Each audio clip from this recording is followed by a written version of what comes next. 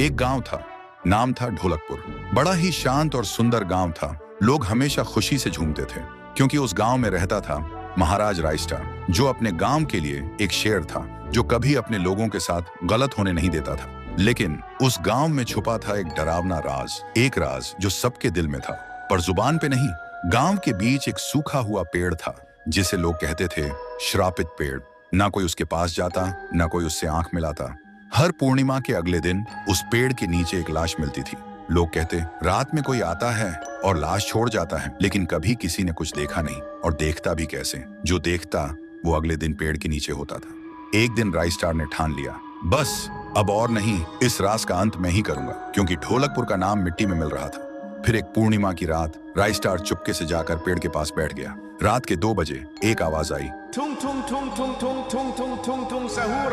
और फिर वो पेड़ भूत में बदल गया। वो भूत कुछ अजीब सा था, एक भयानक शैतानी हंसी वाला चेहरा, आंखें बड़ी बड़ी। वो पेड़ चल के एक घर के गेट को जोर जोर से खटखटाने लगता है। तभी एक आदमी डर के मारे आवाज सुन के बाहर निकलता है। वो भूत अपने लकड़ी जैसे हाथ से एक ऐसा थप्पड़ मारता कि उसकी सांस वहीं थम जाती है, और उसी जगह उस लाश को ले जाता है और वापस फिर से पेड़ बन जाता था। देखते ही रायस्टार का दिल कांप जाता है, पर वो कुछ बोलता नहीं।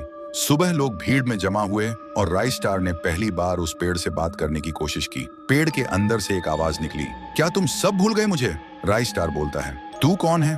पेड़ बोलता है, मैं हूँ ठुन ठुन ठुन साहुर। एक वक्त था जब मैं भी इस गांव का एक प्यारा सा बच्चा था, लेकिन 100 साल पहले मुझे इसी पेड़ से रस्सी बांधकर उल्टा लटका दिया गया, गांव वालों की आंखों के सामने, और मेरी मौत को तमाशा बना दिया गया, सिर्फ इसलिए क्योंकि मैंने एक राज देख लिया था जो लोग छुपाना चाहते थे। और उसी पल से मेरी रूह इस पेड़ से जुड़ गई।